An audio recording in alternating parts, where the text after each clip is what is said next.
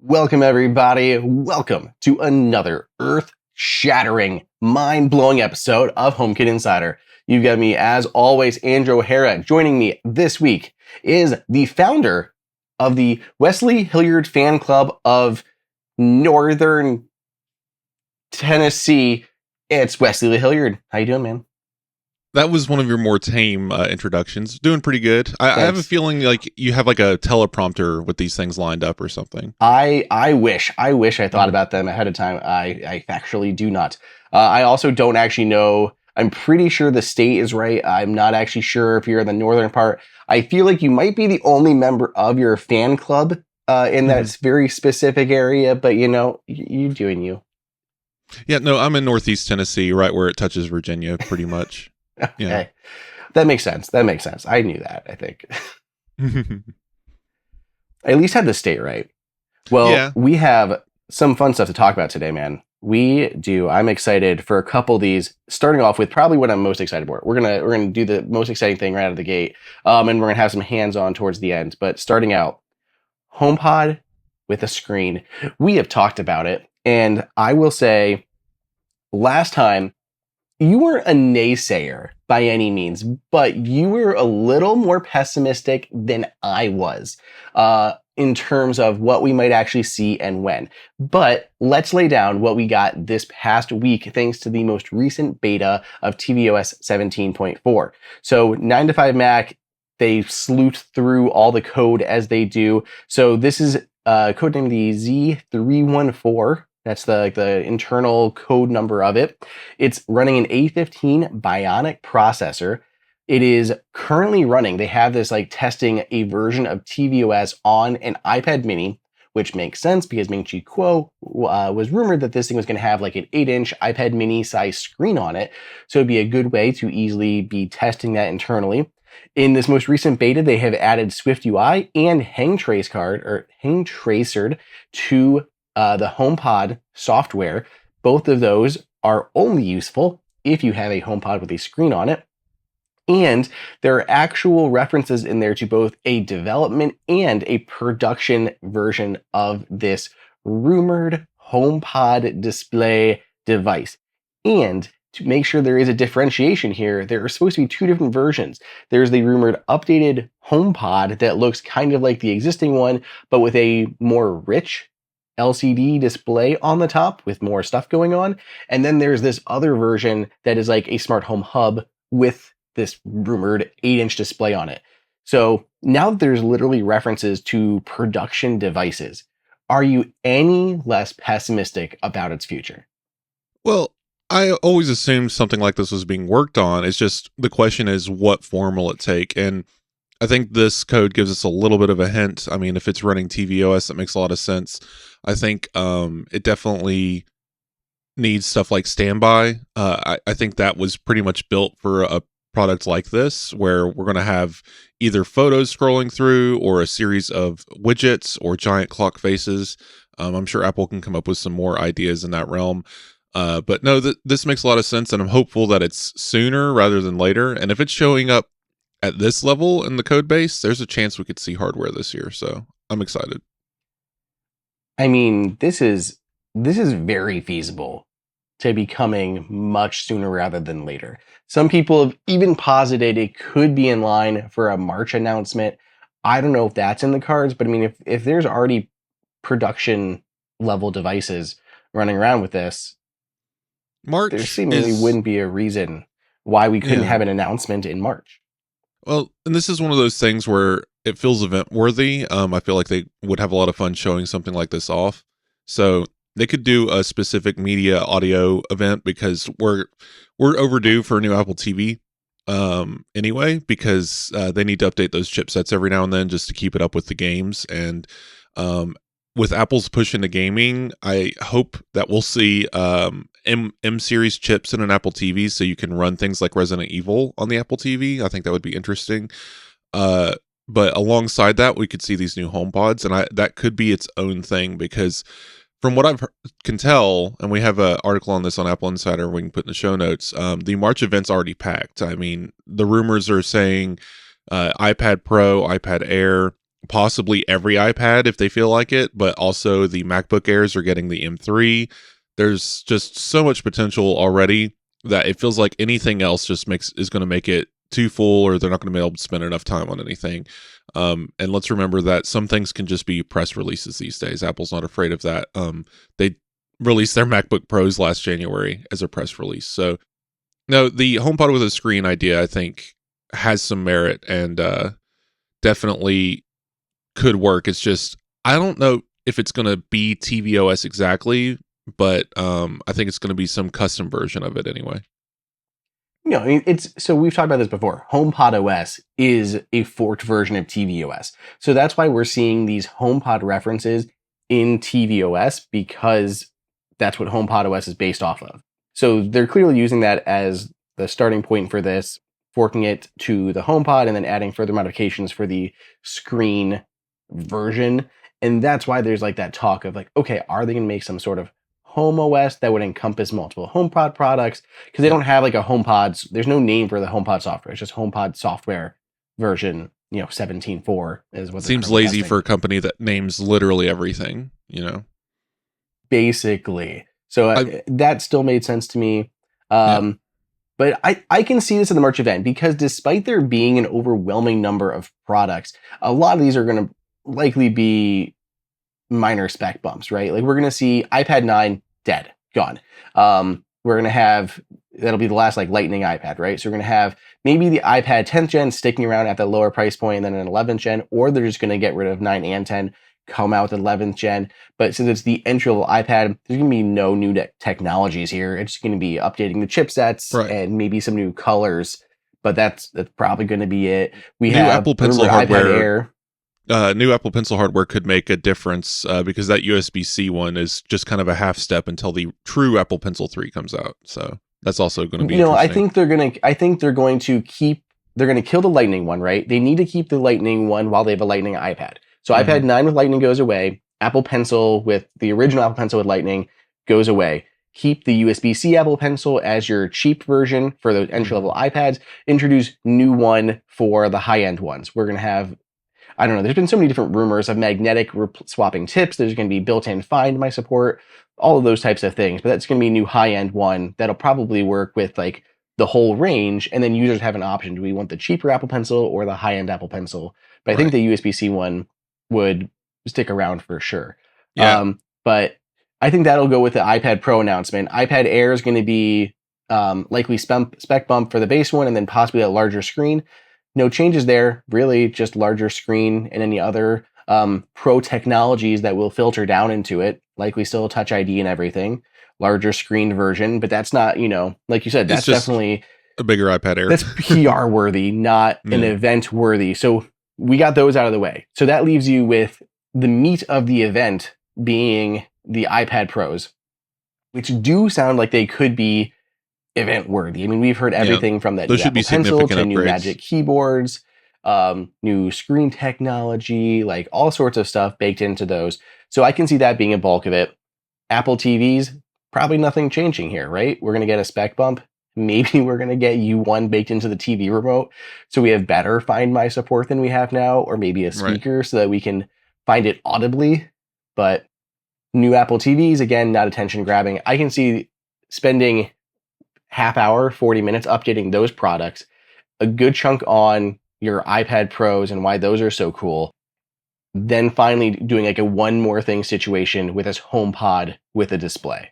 I can see that being like the last thing, another new product. I mean, I don't want to venture too broad here into Apple's ecosystem, right? It's trying to stick with the home stuff. But Apple's 2024 is like poised to be flipping stacked. I mean, we're going to have all updated iPads this year after none in 2023. We had Vision Pro already dropped this year. We're going to get even new Apple TVs, which are years between. We're supposed to get this HomePod with a display situation going on. Like, there's a lot of stuff that is coming this year that is on the newer side of things. Yeah, I mean, definitely a lot of interesting things. And with this HomePod with a screen, I just wonder how much they want to emphasize it. This could easily be 15 minutes of a keynote or a afterthought that they just throw at the end. And by the way, there's a HomePod with a screen coming. I think this is 15 minutes of keynote, 100%, without a doubt. I mean, they want to show the use cases and why you should buy it. Here's the thing. There's talk about this being having a higher price point, right? Like $550, $450, like $499, higher price point here. But I go to other homes, non-techie homes, non-smart home people homes. They all have Echo devices with screens. Mm-hmm. Like, it's a thing. Like, my parents have one in the kitchen, and I actually really like it because it shows like they have timers going and you can actually see the timers, so it's like a great cooking companion. Music plays and has like nice little artwork and animations that go along with it. When you're asking conversions, like you can see a whole conversion table. The use cases I think are huge, especially in like a common room of the house, like a kitchen. That's why it's supposed to be like that whole home An hub Echo situation. Show, that's about $300, right? $250, $300. I could not tell you. I'm assuming it's in that range. But for the sake of discussion, a HomePod with a screen. So let's break it down. What HomePod would we have? Is it HomePod Mini or HomePod technology? And then on top of that, what display technology are we dealing with? Because if we are just saying let's slap ideally an iPad Mini onto the side of a HomePod, well, we're taking a $450 device and attaching it to the side of a $350 device. That could be $1,000, right? But again, that's if we include all the screen technology of the iPad Mini, which you're also doubling components like speakers and processors. There's battery. Right. We're not working about battery. You also you don't need the best display in the world for something like this. And I'm sure Apple will push for Retina, but it'll still be an LCD display with a 60 hertz refresh rate. So we're not going to see any crazy screen technologies. It doesn't need USB or any kind of transfer options on there. So there's a lot of components you could remove, but then you're also dealing with the A15 chipset, so it's a little older, so that makes it a little less expensive. All right, so the iPad Mini may not be, or the display part of this may not be adding too much to the technology stack. But then I don't think so. What is the speaker system then? Maybe it'll meet in the middle between a HomePod and a HomePod Mini, because again, the HomePod sounds great, has a big space for a large driver to produce excellent bass. That's why it's such a great speaker, especially in pairs. What's the story with this guy? Is it going to, because it has a display, it's going to have a lot more space, so Apple's going to want to stuff it with speakers. So I'm assuming we're going to see it closer to a large HomePod form factor, especially in the price point wise. Will you be able to get two of these and pair them together? How will it? Hopefully not. That sounds a little silly because, two display devices, but Apple's only ever allowed you to pair like with like. You can only pair minis with minis and large with large. So if you have this HomePod with a display, if the focus isn't on the speaker other than being a single speaker environment, okay. Or will they let us pair it with something like a HomePod Mini, or can you stereo pair it with another HomePod, or even introduce it as another part of a room setup kind of thing, almost like Sonos does? I just have so many questions about this product and what it could possibly do. If they focus on the display portion of this and give it a HomePod Mini style speaker, and let it pair with other speakers, then I think the story would be a lot more broad and the price point would be a lot more digestible. I don't think the price point is going to be massively high. I've seen a lot of people pointing to the math of like, oh, you're going to put an iPad Mini on there. iPad Mini is expensive, and it's going to be a very expensive product. Like you said, there doesn't have to be anything fancy screen tech wise here. Like, honestly, it can be a worse screen than that's on the iPad Mini. It also is using an much older processor. I mean, a couple years old at this point, because it's really running widgets and Apple's voice assistant. That's all it's running. It's not running games. It's not like multitasking a bunch of apps or exporting to other screens, nothing like that. So it doesn't have to have a ton of processing power. Like, those aren't going to be expensive upgrades here. And I was going to say just what you said. I think audio wise, it's going to be right in the middle. I think the HomePod is still going to be the dedicated audio device, and it's going to be on the high end. And I think this is going to be a mid-level speaker between HomePod Mini and the full-size HomePod. What I think will happen is you're going to be able to pair two HomePods with it. So like maybe you had this on your desk, you have it in the middle, pair two HomePods for improved stereo sound.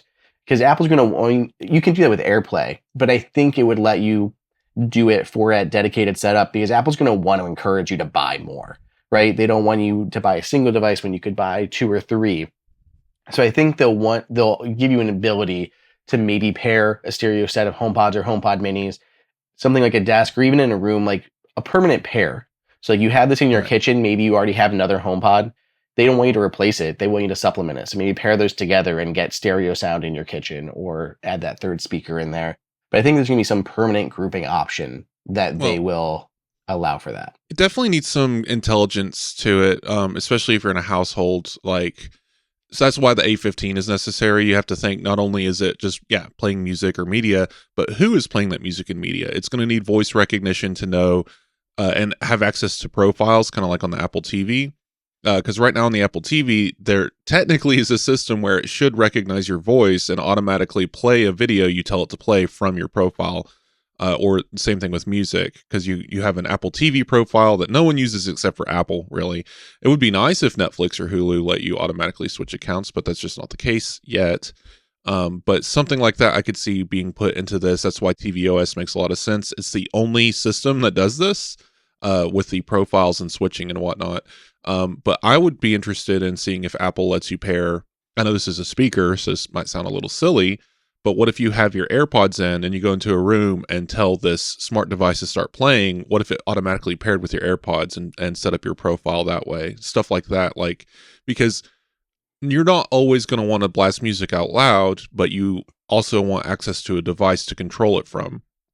And maybe you don't want to carry an iPad around, or maybe your iPhone's in your pocket. But again, it's supposed to be a hands-free device. It's just another screen in your home. What utility is it going to have beyond just being a display? So again, I think Apple's greater ecosystem story could play into this a lot. Yeah, I think there's a ton of possibilities here. I think the market is interested in this device. Like, people want this.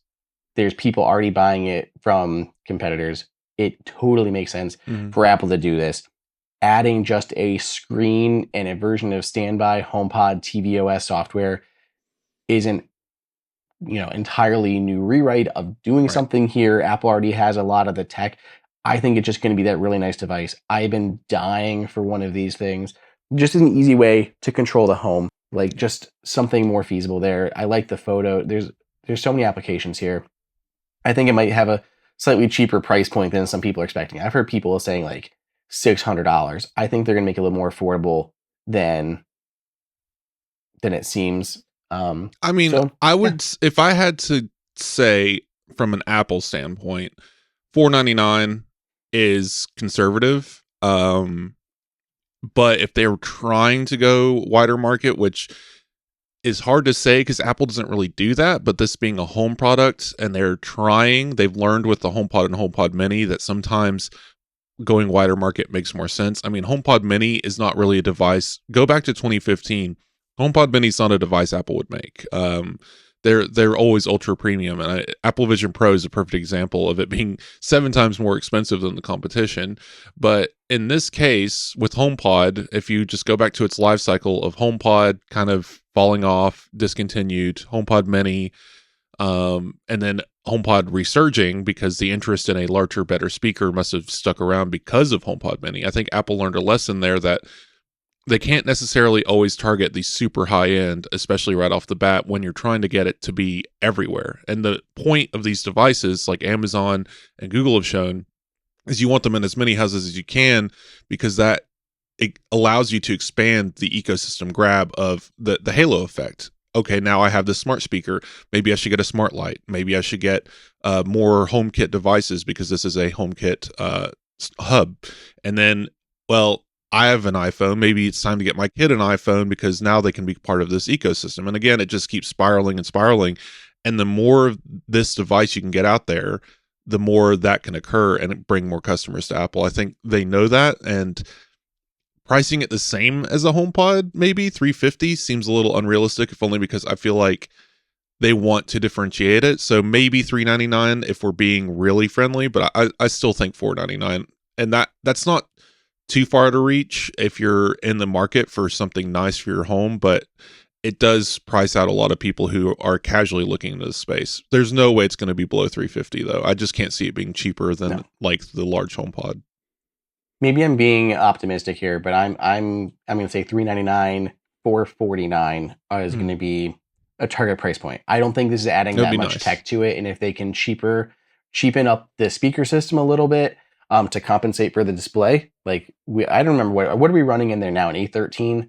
I don't think the cost for an A15 is going to be significant enough that's going to bump up. Aren't they on the watch processor at this point?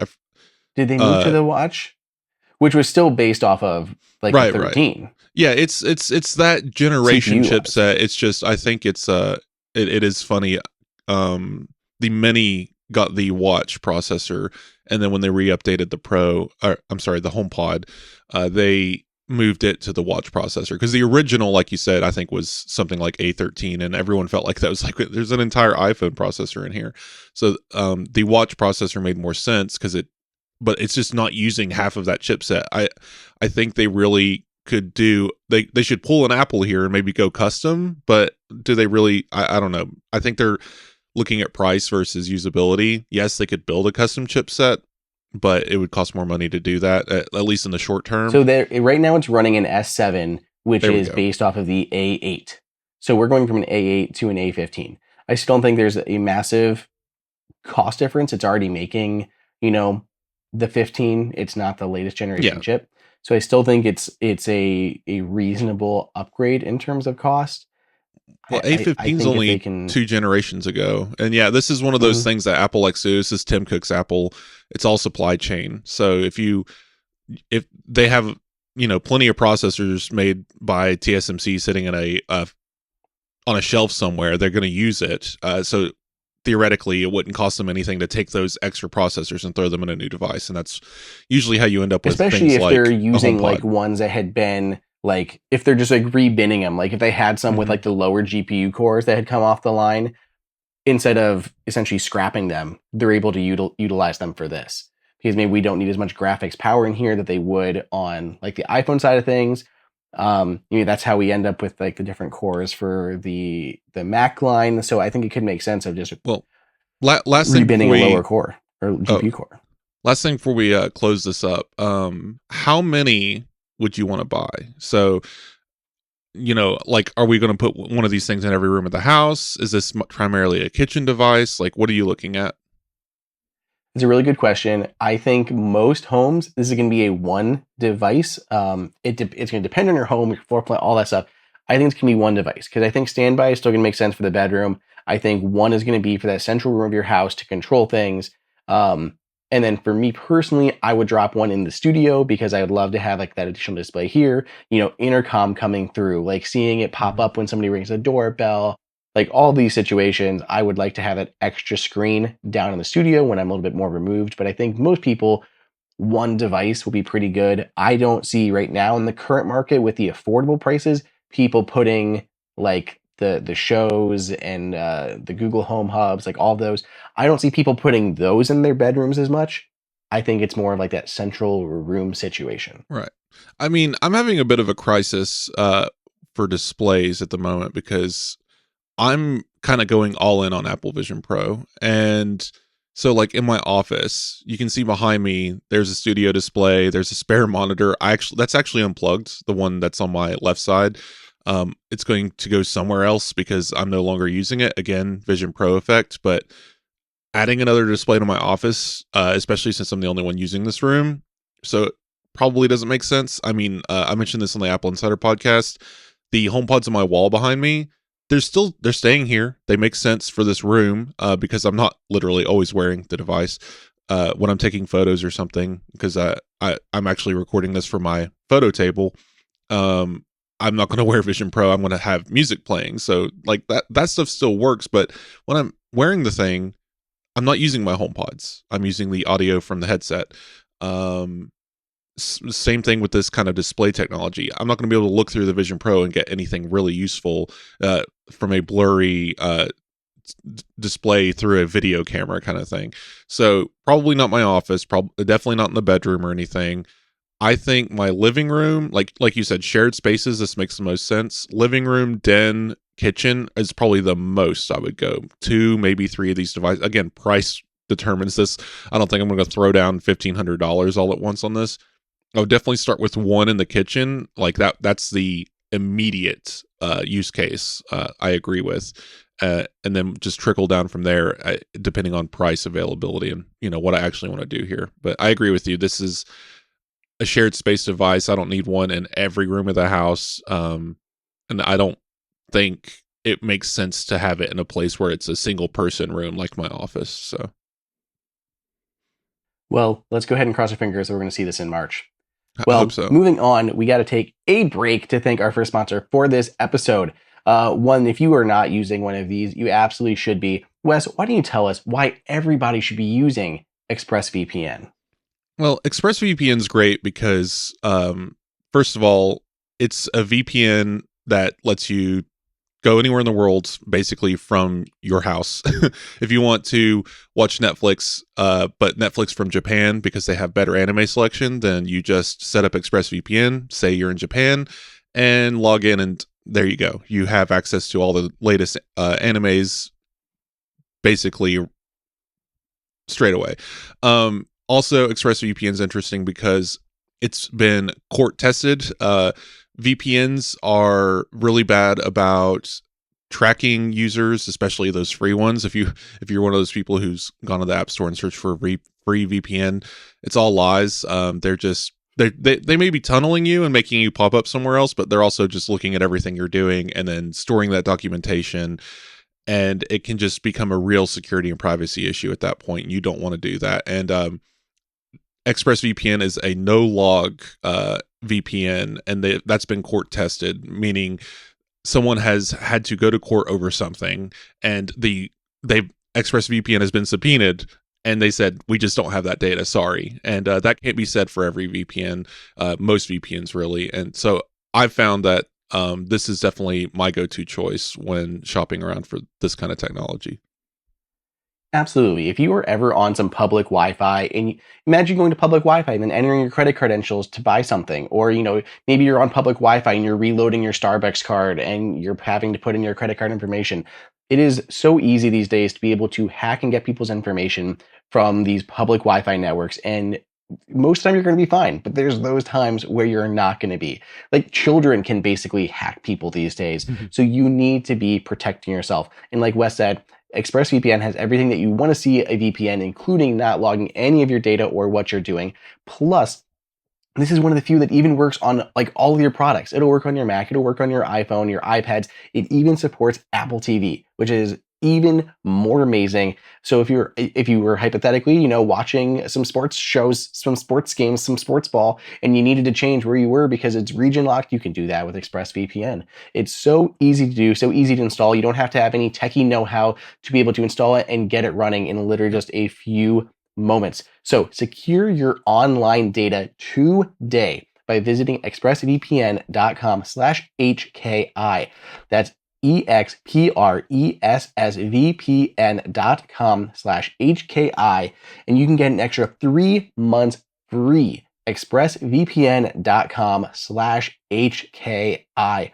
Man, I love it when we have a good sponsor that is something like we use and trust. So that is awesome. So thank you, ExpressVPN, for sponsoring the episode. Moving on, we have some more news to dish out. LG says it's coming soon to hotels with the AirPlay built in. Very cool. They say they should start showing up in the first hotels by this spring. It does require installing a new television for these hotels to do. So they say like the LG Pro Centric Smart Hotel TV, that's one of their models that'll support it. But as soon as these hotels swap it out with these newer versions, yeah, you're going to have AirPlay built into your hotel rooms. I don't know if you've been in a hotel room recently, Wes, but like the last time I was there was for CES, and like I'm just watching all of these commercials, like because I'm working at like 2 a.m, and like eventually TV just stops working. Like it's no longer TV, and it's just like infomercials after a certain point.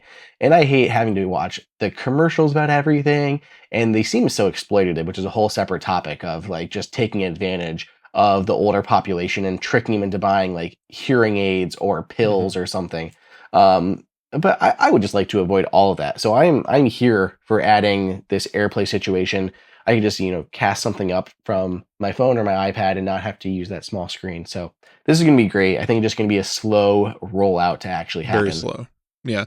The issue with stuff like this is, and I just traveled to Nashville recently to get the Apple Vision Pro, and we didn't even turn the hotel TV on. We just didn't bother. I mean, sometimes I usually travel with an Apple TV because they're small enough, and I'll have a power cable and HDMI for other devices because Apple TV is kind of a universal. It has that figure 8 power connector, and everything uses that. So it's just easy enough to throw the box in a bag, and there you go. And most hotels, depending on where you go, will have the TV just kind of sitting there. The nicer you get, the more locked down they are. I've seen plastic cases over the HDMI ports with padlocks on them because they don't want you doing anything other than watching their thing, because they have an ad revenue share program with some cable company that provides the infotainment for that hotel. So they don't want you bypassing them. So people have been asking, so why bother implementing something like AirPlay in a hotel if that's going to get people around the commercials and ads? And from what I can tell, the statements are saying basically we want to appeal to like Apple customers. A lot of hotels already offer Chromecast because Chromecast has just been built into TV since like 2015. Just because by default, every TV sold is a smart TV now, and every TV that's a smart TV is going to be running some form of Android, and that just has Chromecast built in. So, oops, there you go. So by implementing AirPlay, which sadly is kind of a hardware issue, we now need new TVs. So yes, going to the Motel 8 down the street means that it's going to be $20.47 before this gets implemented anywhere that costs below $100 a night to stay at. But some of the nicer hotels, we're going to start seeing this spring implement these TVs, and it'll, again, trickle down as we see it go along. TVs will get busted or whatnot. But I mean, Andrew, when was the last time you went to a hotel and you saw a 30-pin connector either on the gym equipment or on the alarm clock for the iPod? The last time I went to a hotel. Exactly. Yeah. It's this kind of stuff takes a long time. Yeah. I'm glad they've stopped. You know what's going to be great? When they actually replace all of the... We're talking like, it's going to be 20 years, don't get me wrong. But when they just replace all those stupid alarm clocks in hotel rooms with the 30 pins or the lightning, and they just put like a Qi 2 charger, and you can just put your phone there with standby and you're done. Just a little magnetic Qi 2 charger. Elegant. Nothing's going to break. Like the pins always seem to be broken. People love to rip their phones off the 30-pin connectors when they had to have the little clips on the side, so you had to actually press. The OG 30-pin ones had the releasing pins instead of the spring-loaded ones. But yeah, maybe one day we'll actually get there. So do you travel with an Apple TV or a HomePod to make up for the terrible TV experience? No, I'll just watch it on my app or on my iPad if I need to. But I just like it on for like background noise, honestly. I'll just put it on, and like I can just sit there and watch like a hours marathon of like The Office or South Park or some other. Oh no, we just go straight to TV Land. Yeah, we just go straight to TV Land so I can watch Everybody Loves Raymond for 4 hours straight. It's annoying because maybe listeners aren't aware, because cable has been dead, more or less. If you're below a certain age, maybe you've never even watched cable before, because it's at that point now where you could have cut the cable, you could have cut the cord, or your family could have cut the cord by like 2012, and here we are 12 years later from that. But sitcoms like Friends, and if you go on streaming services now and binge watch them, if you've ever wondered why they're exactly 22 minutes long, it's because they were made for 30-minute blocks where there were 8 minutes of commercials. And those 8 minutes of commercials would be interspaced about every 3 minutes. You would get at least 30 seconds to a minute. And it was continuous. So there are chances, if you're not paying attention to the TV, that every time you look up, it's not the show you're watching, it's a commercial, because of just how they timed it. And it's terrible. That's why cable should die and should die faster and needs to disappear forever. But sadly, it still exists, and people and companies like hotels still use it. So I'm with Andrew here. Having the ability to just scan a QR code and jump straight to AirPlay and watch what's on your device on the big TV would do great. This is going to be great for parents too. Well, in another a new product launch here, Holomarq has come out with their version of a Find My keychain tag.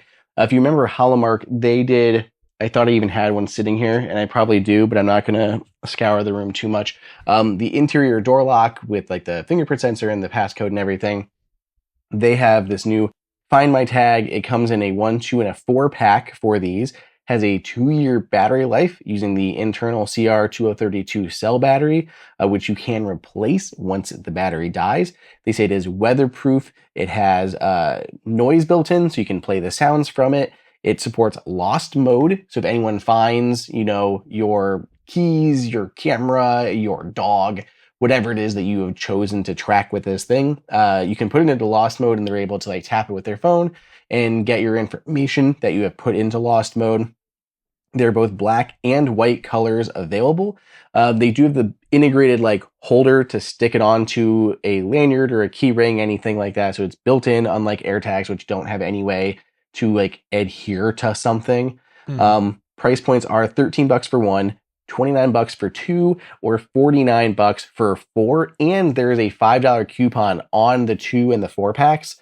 So I don't think that is bad. Is it a 2? Yeah, I guess so. That's literally half, I think, almost exactly half the price of the AirTag. Yeah. I mean, $45 for 4 of them compared to, I think, $79 for 4 for AirTags. And well, if you plan on using them on a keychain. It's like $100. If you needed them. Yeah. And if you needed them on a keychain, you'd still have to buy something for your AirTags. So these are not the first ones to do this. Holomarq has always made good stuff. These are obviously certified through Apple. There's links for these in the show notes if anyone is looking to pick any up. I don't know how long those coupons are good for, so I apologize if those are like dead by the time this episode actually airs, but they've just recently launched. So how many Find My devices do you have that aren't made by Apple, right? Like, so not AirPods, not AirTags, but how many do you have that are just these wallet trackers, these tag trackers that are made by third-party companies that you're using? I have quite a few. I mean, I have a good number of AirTags too, because, well, for a couple different reasons. Some of them I just have, like I had bought in on AirTags, like when they first launched, before there was third-party ones. So I had put them on kind of my main gear. So like there's one in my backpack, there's one in my suitcase. I have one on my key ring, and I have it inside of the Nomad holder, the leather holder, which I think looks really nice. I have one I actually have like the Nomad TV holder, the leather cover for your remote that has a built-in AirTag pocket. So I have one there. I have a lot of AirTags. And then sometimes people will send a product for review, like a wallet, and then they will include an AirTag just in case you didn't have one. So I am flush with AirTags. But in terms of like third-party products, I do have like the wallet. I have the VanMoof bike here that I had purchased that has Find My built into it. I have there's a set of headphones which I don't use, but I had reviewed them, like the Belkin ones have Find My built into them. I'm trying to think what other ones are out there. Did you run into the previous 16 device limit before, where it says can't add anymore? I did. Yeah. I did. And I know we talked about it on the show, but yeah, they have upped it to 32, which is great. Now you can share devices. The reason why I bring this up is because, the HoloTag is an interesting device. It costs half as much as an AirTag. And there are some trade-offs though. I mean, so something I've not really delved into the outside of AirTag space too much, and got curious about it. So I have a couple of devices now that do this, that attach to Find My without being an AirTag. And it's interesting because it's basically the old version of Find My without the U1 chip. You can get within a range of it, but that precision finding is just not there. You're not going to be able to zoom in down to the feet, right? Basically. So the difference, if you were wondering why one is half as expensive as the other, is that U1 chip, basically. That's the biggest functionality missing from it. I believe you can still add these and share them, right? You can share the anything in Find My, you can share with anyone that you want to. So stuff like that's still there. But that precision finding, I think, is very useful for specific things. But it's not. You don't need it for everything. You don't need precision finding for a suitcase. I hope not. No, anyway. And here's the thing. On top of that, I actually think that the AirTag speakers are so weak, you need the precision finding. Because sometimes I cannot, like, if it's in the pocket of my jeans, I can't hear the AirTag sometimes, because the AirTags don't actually have a speaker. They're actually vibrating the plastic shell to make a speaker, and it is very poor quality, and it's fairly quiet, unless it's just sitting there. Yeah, if it's in a cushion of any kind, it's completely muffled. Yeah, let alone if you put it inside some sort of holder that holds it into place, it can even make that more muted, which is where the U1 comes really handy. But when you get some of these third-party ones, they are loud enough that I'd rather have the audio than the U1, because I can get into the room where it is, and then I can just play the noise. I'm like, oh, it's right there. That's way faster, because sometimes the U1's move your phone around. I'm like, okay, if you could connect, that'd be great. So I think having the louder speaker is better. Yeah, I have a pile of AirTags too. You mentioned it on this show, I believe. There's a camera base basically that attaches via Small that rig, universal. Yeah. Oh yeah, small rig. I went and bought that immediately, and so I have an AirTag attached to my camera. I have one in a taillight of one of my bicycles. I have there's just so many clever ways people have figured out how to attach these. I think we're overdue for a second generation AirTag that has multiple form factors, but for now I think Apple's decision to go with, I guess, compact with no cutouts has worked. But yeah, again, for those who are looking for something that's already got a keyring available, maybe a little more specific, a little cheaper, I'm glad that these third-party options exist. Absolutely. There's so many different uses for them. I make Harrison eat one every 1 to 3 days just so that we can keep track of him. I do got to keep feeding it to him, though. It keeps coming back out. It's not great. That's a joke. Nobody thinks that's true. Feeding babies batteries. It's not good. Well, the battery is inside of the AirTag, so it's not that crazy. Yeah, I mean, it's fine. As long as you can't chew through the AirTag case, it's fine. Anyway, let's take one more break before we get to a couple hands-on with some products that Wes and I have to talk about. We have to thank Spotify, or not Spotify. We're not going to thank them in this episode. We're going to thank Shopify. That is much more appropriate to thank. Shopify is the one place that you need when you are shopping online, whether you are someone who is selling things or someone who is buying things. And they work for basically any stage of your business, whether you are a startup or you are a massive company. Everyone basically uses Shopify. I mean, everyone is a bit excessive here, but many companies that you shop from probably are using Shopify, and you will know right away when you get to that clean, elegant, easy to use checkout process that is skinned across everybody. Nomad uses it. Allbirds, my favorite shoe company, they use it, and it makes it so easy to complete that purchase. Once you were done or going to check out, it even supports Apple Pay, with just clicking done. Apple Pay purchases are easy to do, so it's great for customers, great for businesses. Once you completed a purchase, your whole process, your whole order can be tracked through the accompanying Shop app, which makes it, again, great for end users to track their order from placing it to fulfillment to shipping. Everything through the line. I love Shopify from a customer standpoint and how easy it is to implement and grow your business. Wes, what do you think about Shopify? I mean, Shopify's great. It's everywhere at this point. And again, it gives me a little bit of peace of mind when I see that at checkout that it's, I mean, they don't label it. It's what's that called? White label. But you can tell because it's a consistent design, but it's also easy to understand. It shows you what you're purchasing. And again, checking out with Apple Pay is just a couple of clicks and you're done. When you see that UI pop up, it just, again, it gives you that little bit of peace of mind knowing that it's safe to use. You're at a trusted website and you can check out very quickly and very easily. And getting through the checkout process is half the battle for people who need to add something like this, like to their website, because most of the time you're going to lose a customer if they get to a checkout process that's too complicated, or maybe they've forgotten their card number, or it's laying around somewhere they don't have to go get it. Having all of this built in a trustworthy, fast way keeps people ready to buy what they're going to buy, right? And they don't want to get buyer's remorse halfway through a checkout. Yeah, and you hit on a huge thing here, Wes. Shopify actually helps turn those browsers into buyers. It is 36% better at converting purchases, converting checkout when compared to other leading e-commerce or commerce platforms. They are supported in over 175 countries around the world and 10% of the internet. So that's the number, 10% of all websites, all e-commerce are using Shopify's platform. So whether you are a startup, whether you are a huge company, whether you're selling digital goods, whether you're selling physical goods, Shopify has you covered. So business that grow with Shopify. Sign up for a $1 per month trial period at shopify.com/HomeKit, all lowercase. Go to shopify.com/HomeKit now to grow your business no matter what stage you're in. Shopify.com/HomeKit. Then like the ching noise. It's where it is. Yeah, you need a button. Press it there. I know. I need a button, a soundboard here. Thanks, Shopify, seriously, so much for sponsoring.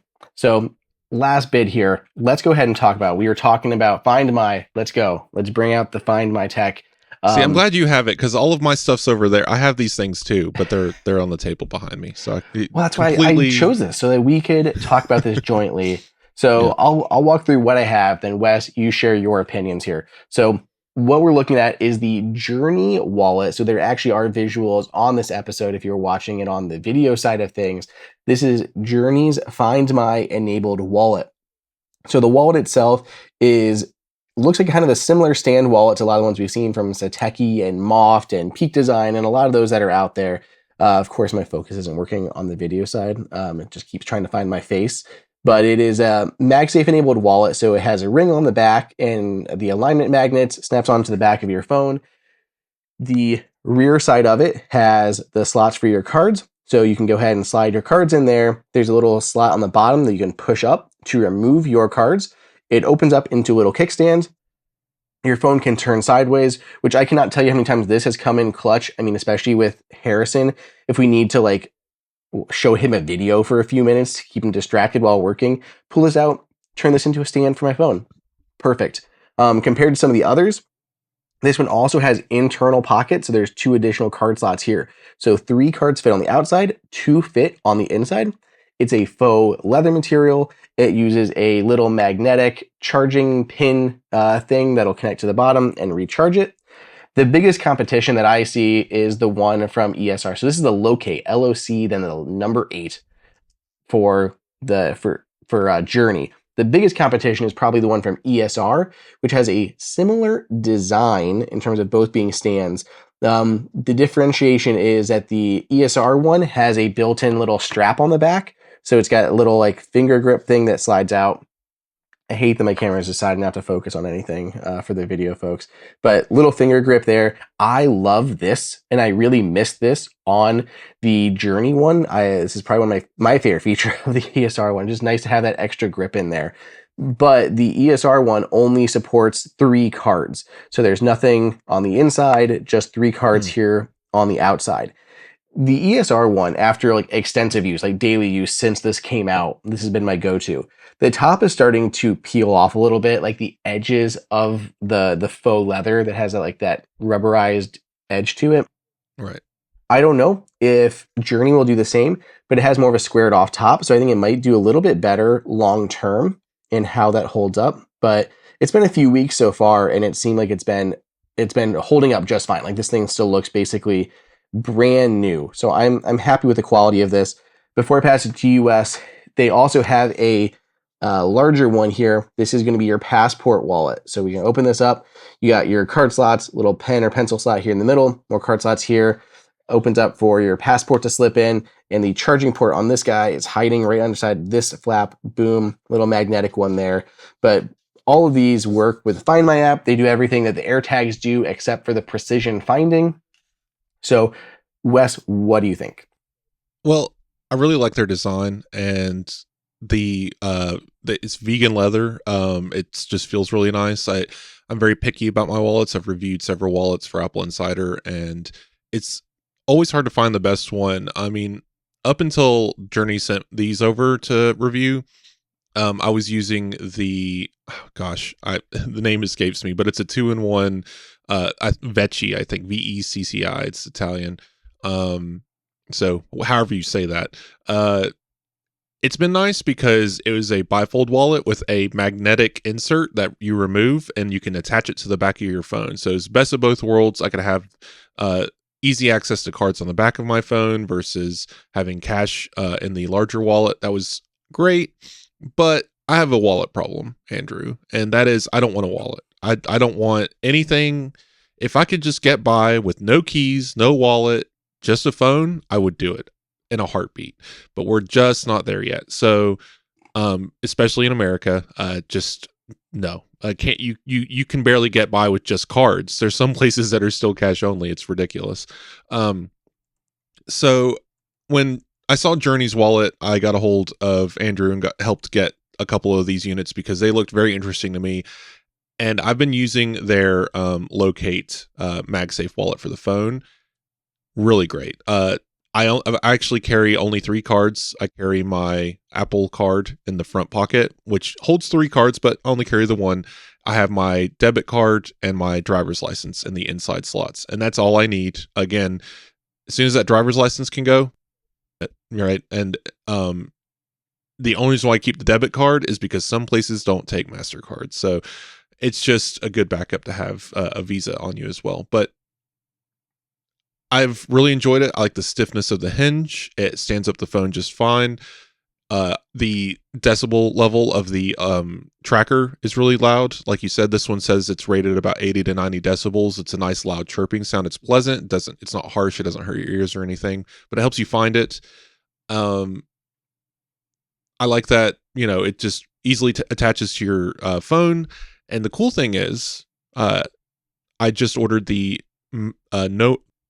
Nomad leather back thing. I don't know what you call it, but it's the thing. Have you seen this, Andrew? Yeah. It's just a piece of leather. I love it. It just came in the mail yesterday. It's attached to my phone now, or else I would show you because I'm talking to you with my phone camera.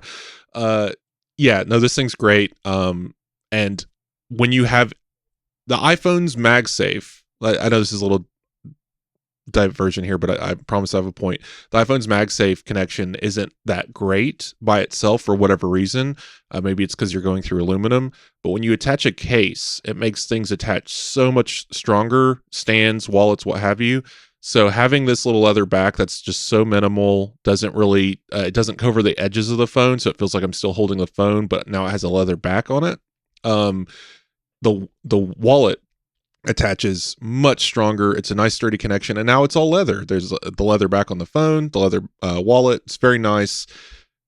Anyway, just I had a good experience with it so far. And previously, just to wrap up, I've used wallets that have MagSafe and AirTag because I want all the technologies. I want to know that I have peace of mind being able to find my wallet if I lose it, but I also want it attached to my phone, and I want it to be small enough that it fits in my front pocket. And I think that Journey nails all 3 because I don't need an AirTag, not a bulky thing sticking out of the side like a giant wart on the side of my wallet holding an AirTag. It's all built in. It's all very nice, and I've enjoyed it so far.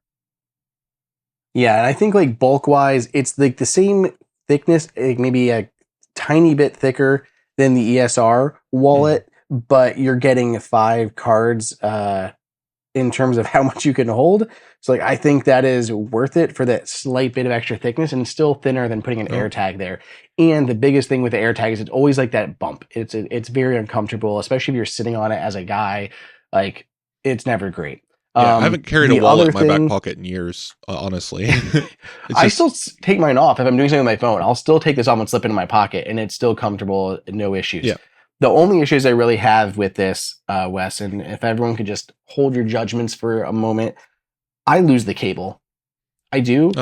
This will last 6 months on a charge, but I lose the cable, and it's not great having for 6 months. You don't need to. Yeah.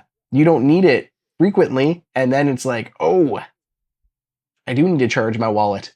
Mm-hmm. So that's the definite downside of things. I end up, for some reason, it always coincides like when I'm traveling, but I should just keep it in the kitchen with our main charging cables, because we have some other proprietary ones for like Arlo cameras, one for like this little robot thing for H. So like we have other things that we have like proprietary cables for. I should just keep it in that lot, but sometimes I'll travel with it and then I lose it because it's tiny. But that's my biggest downside. Well, I mean, you only need to charge it every 6 months unless you're leaving your home for a year. I don't think you need to travel with it, but I have this little IKEA thingy. But if it's the end of the 6 months, or if I don't remember to charge before I leave, I'm like, oh wait, when did I do that? Oh, like 6 months ago. They have this thing in the iPhone. I don't know if you've heard of it, called the Reminders app, and it can remind you every 6 months. Can I mute you on my end? I think I can. I can do that. No, so I actually. I agree, though. It's one of those things where if you're not using it frequently, you're going to forget what you did with it. And especially if you don't have a place for it, you're going to be like, what did I do with this thing? And it becomes a whole task. Like, I'm one of those weirdos where I have a Ziploc bag system of every Ziploc bag contains specific cables. So I have HDMIs in one bag and micro USB, C to A, C to C, whatever, all organized in a little bin. Well, at the top shelf of that bin is my kind of miscellaneous. I need access to random things at different times. I keep the cable in there. Like that's my go-to. I have a place for it. So I recommend anyone who ever has anything like this, not just like the Loc8 wallet, but if you have something that you're going to use not so often, have a spot dedicated to only holding stuff like that. Like I have the Quip toothbrushes, right? And those only need charged every now and then. Those chargers sit in a very specific spot in our bathroom and have a dedicated USB plug attached to them. So I don't have to go hunting for anything. I just plug it in, charge a thing, and throw it back in that drawer when it's done. It helps to have designated spots in your home for that kind of stuff rather than just kind of tossing it all in a big pile and hope and praying that you find it next time you need it. Yeah. Well, if you guys are interested in any of those wallets, if you're looking for the Passport wallet, which is the only Passport wallet I know that has built-in Find My, if you're looking for either the ESR Geo wallet, or if you're interested in the Loc8 wallet from Journey, both excellent options. More cards. You can also store the cash and everything in the Journey one. I love the extra finger grip on the ESR. So different flavors for different folks. We'll put links for both of those guys in the show notes, or all three of those in the show notes.